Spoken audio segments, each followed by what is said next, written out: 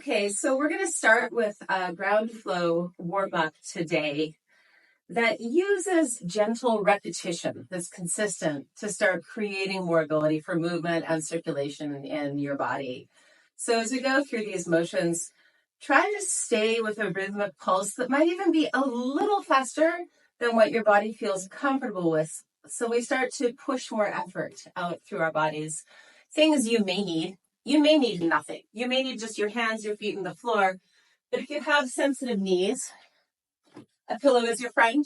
We will be doing some things kneeling. And if you want more stability around your upper body, or if you have tight hamstrings, you can do a lot of these moves using a chair for support. For example, if I'm doing a downward dog on the floor and that feels like too much for my body or I just don't reach, you could use a chair, which would allow you multiple levels of playing with the downward dog. So maybe have those things handy. And we're just going to get started on the floor. Getting a pillow if you'd like. And just taking a kneel. Bring your hands in front of yourselves. And we're going to start with walking the hands around in a bit of a, what I call a clock pattern, where every time you take a step inward with your hand, every time you take a step with your hands, the fingers would slowly rotate in as far as you can go, and they would slowly rotate out as far as you can go. So moving into an all fours position, and then just beginning taking your walk. Letting yourself shift weight from side to side. And as you feel the palms going down to the floor, feel the corresponding pressure moving back and up behind your neck. What's happening in your shoulder girdle as you do this is your scapula are rotating on the back. So we're starting to warm up all of the muscles that help your shoulder blade to glide smoothly on your ribs. And some of those muscles connect up your neck as well as down your back. So it's a very easy entrance into a more global framework.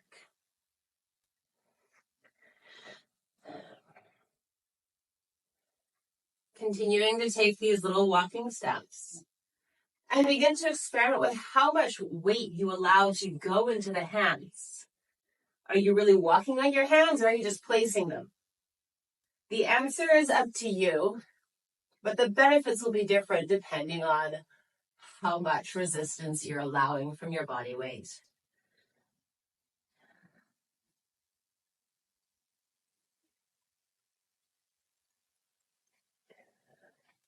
And then we'll take fists on the floor and just rock the pressure from the index knuckle to the baby finger knuckle. Let your elbows follow the movement of your knuckles. Let the wrists glide. You might notice that one wrist is much more amenable to gliding than the other. Keep an eye on that situation. And then we're going to rock the wrists forward and back.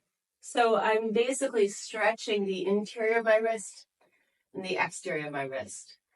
And with the rest of my body, I get a rock going. So as my arms come off, I'm shifting my weight backwards a little over my feet. Maybe I get a stretch in the top of my feet. When I go forward, my shoulders get loaded, and the hand and the wrist get stretched.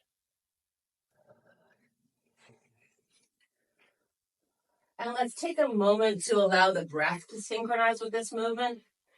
Exhaling forward, inhaling back.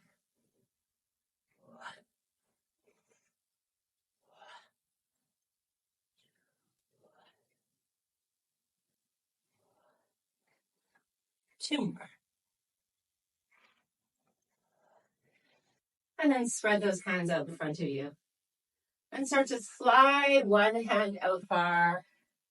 And then come back in and change to the other side. As you're doing this, look for that tenseity between your hips and your palm where your armpit gets a stretch. Notice when the deep abdominals inside of your pelvis come online to help you leverage your body's weight. And we're going to do about 20 of these. The pace is a little slower so you can luxuriate into all of that global opening the sides of your bodies. And as you warm up and the shape of the exercise changes, observe that and allow it and explore it.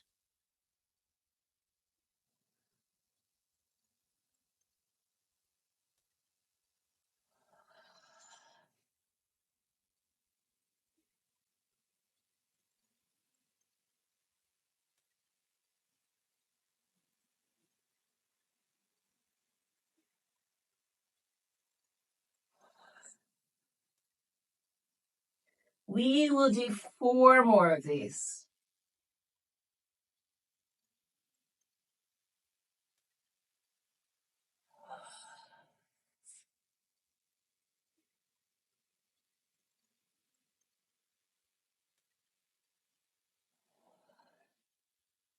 And then come onto your forearms.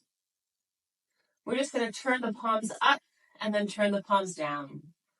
10 times alternating. Start to press your head through your arms here and get a sense of broadening your upper ribs through the shoulders.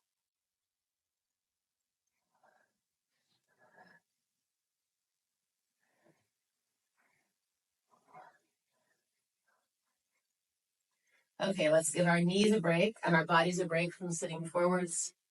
And instead, we'll sit behind ourselves. We'll sit like regular people.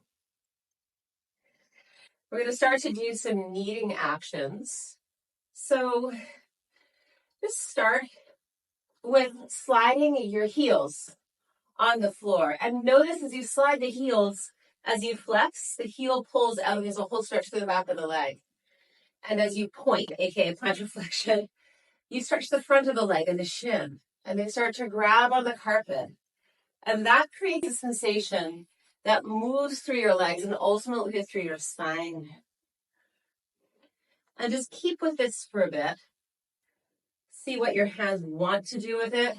See where the stretches express themselves through your body.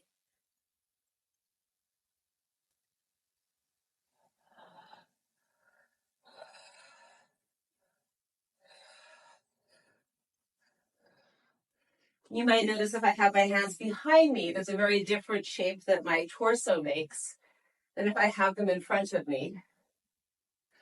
Or if I let them switch like I'm walking. And you should probably explore all of those options and then take extra time in the one that feels relevant to you right now.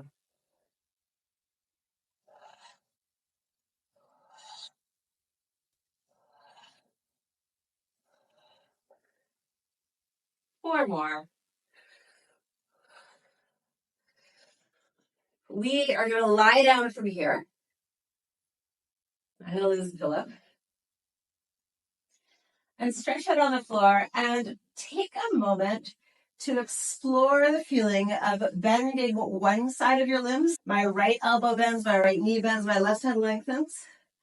And then switching it.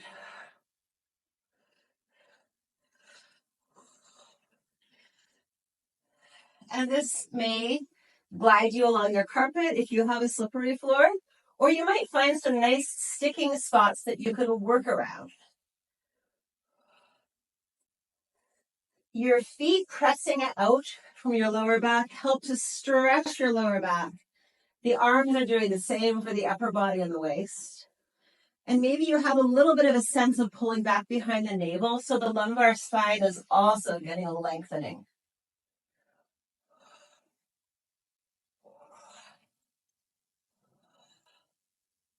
4 more.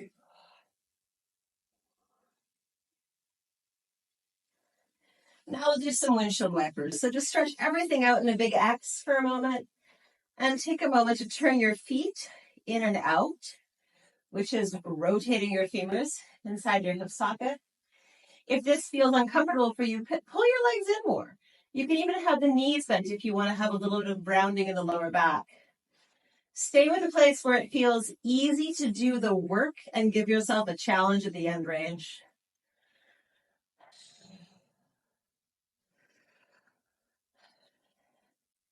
And then we'll stretch the legs out.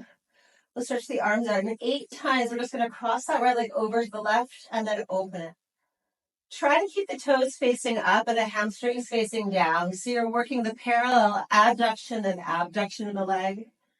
Not so much turning out or in at this point in time. After 8, easily change.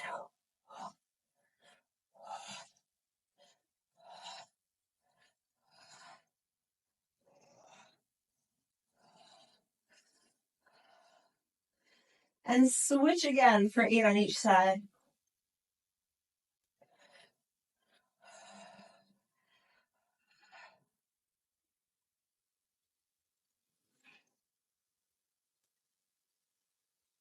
Change again.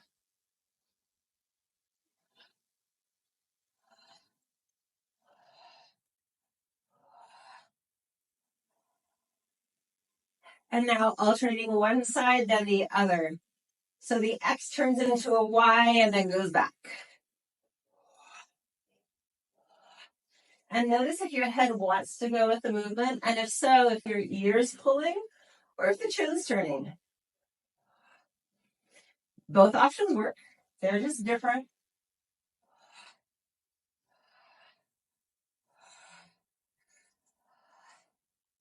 Okay, relax for a second, and you can relax with your knees bent or with the legs straight. And take a few breaths to observe the level of activity and lightness of being that's going on inside your skin. Notice what areas are feeling buzzing, or what areas might be more aware of how they're breathing.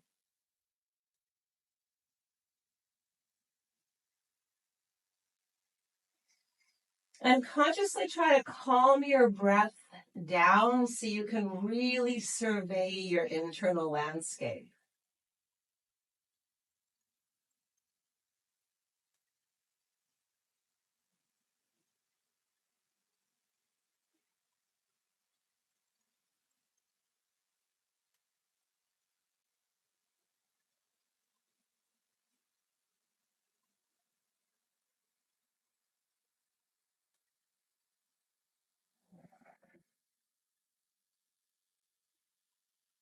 One more breath. Then we're going to return to our hands and knees.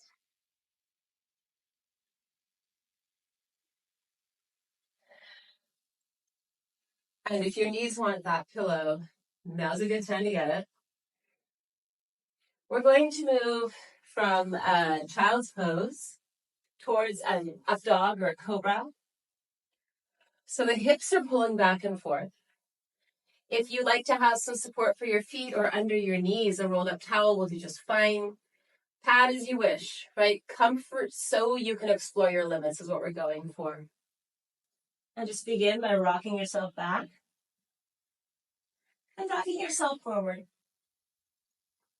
Pressing against the edges of your stretch or your resistance, and then returning. We'll do 20 of these. Observe your shapes change.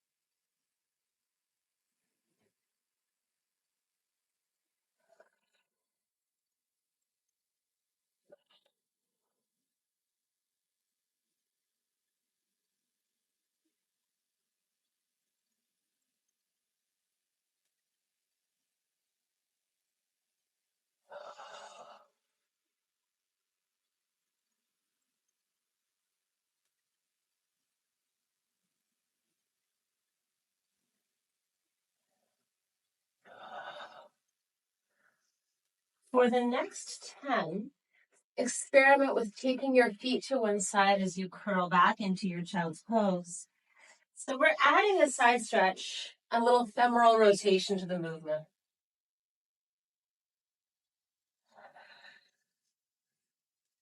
And because we're adding in every direction, you can take a moment to let it slow down more, just so long as you're exploring all the edges.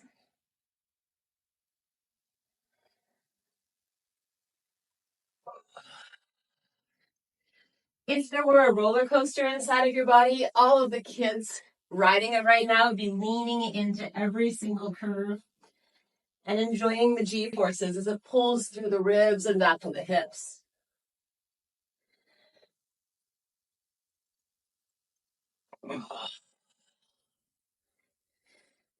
There's that Anthony Bourdain quote, "My body isn't a temple, it's an amusement park." And I do like to think sometimes about just creating an internal Disneyland inside of me. It makes all of the quiet times so much more entertaining.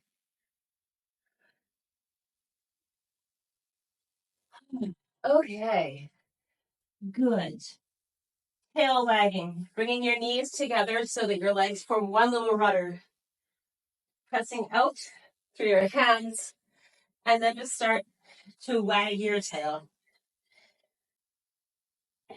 Once you get this going, you'll feel all kinds of other possibilities you have, like shifting forward and shifting backwards and unwinding in different ways. But start with creating the heat and the liquidity inside of your body, that there's a play with momentum here.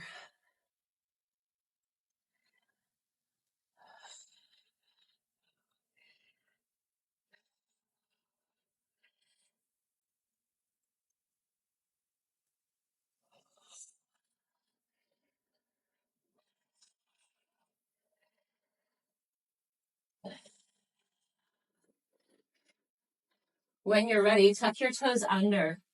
Move into downward dog. We're going to do those downward dog pulses. So just raising and lowering your heels. Start to get that pulse going. If your hands are tired, maybe you want to try on fists. You can hold on to a pair of weights. You can put them on your friendly chair. Or you could just remind yourself they're not going to fall off and give signals to your body to make them stronger. And this is another situation where, once again, you can start to experiment with taking the heel side to grow stretches through your body.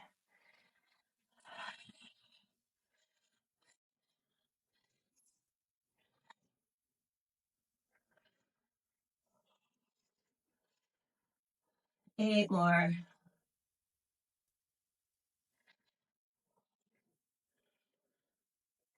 And then coming down, relax your hips on the pillow. You turn your head to one side, or bring your head right up on top of the fold of your palms, and roll your hips side to side.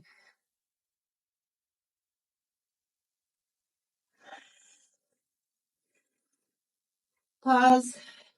Let's take 3 calm breaths, looking at how our body experiences life facing forward. Then we'll do 1 or 2 more warm-ups, and then we'll be done.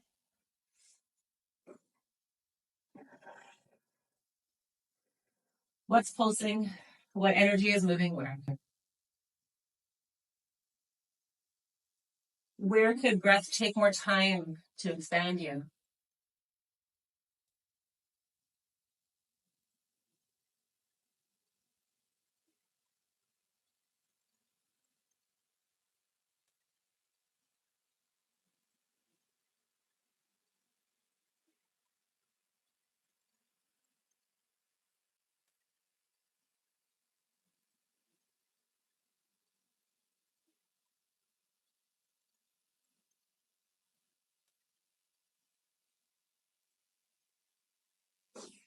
And then coming up, just rest on your elbows if you like. You could also do this with your head down.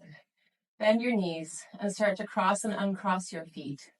Each one takes its turn to be on top. This is great for the knees, and it's also really lovely for the hips. Take some time to let that work into your system.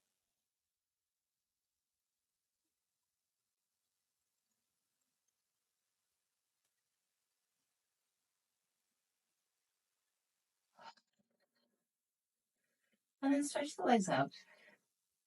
And let's bend our right knee and bend our right elbow. And then push up in a spiral cobra. And then come down and change. Left knee bends looking up. And down. Take your time for this, let it be fluid. And continue folding and unfolding as you glide one knee up and then the other knee.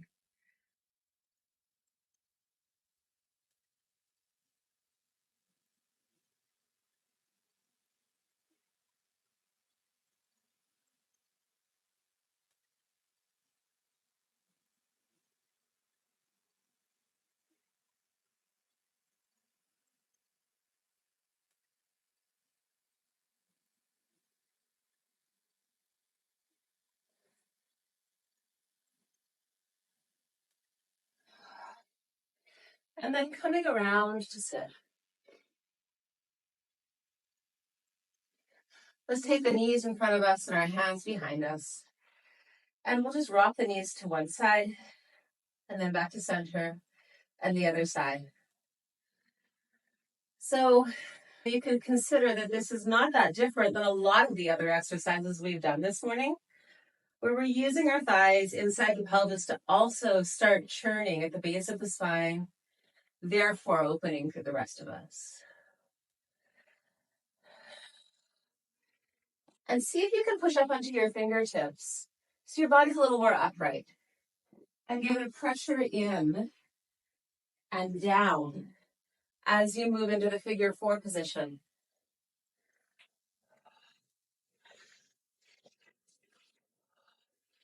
If you can take your arms out in front of you, this is another fun one to do if you're holding some weights, but that's not for today.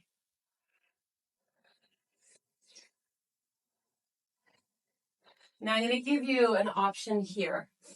If you want to add a roll, it's really fun, and then you can also get some elevation. If not, just playing with the elevation is good for you too. So what I'm going to do is I'm going to squeeze my butt and move forward and up for a stretch until I get a stretch in the back of the leg. If you need to use your hands, totally possible. I can push on my back arm to lift the hips and then wind up there. But it's one of those situations where a little momentum is really your friend and you look like a mermaid superhero. So if I'm adding a roll, it's going to look like this. I'm going to roll back, come up into the figure 4, and then push my hips up and then change. So you pick your option. We'll have about 20 of these to end.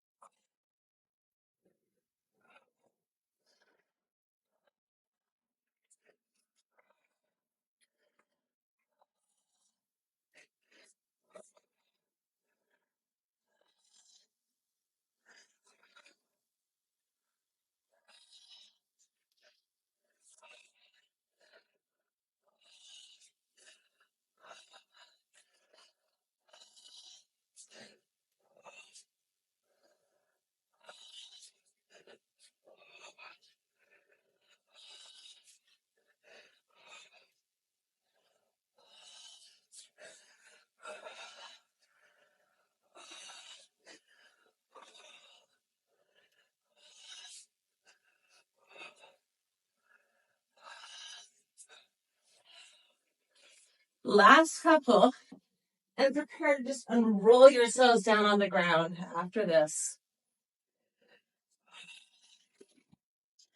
See what shape you find yourselves in. And take 5 super calm, slow breaths. Eventually, maybe after a little bit of faster breathing, do one more time, survey your internal landscape.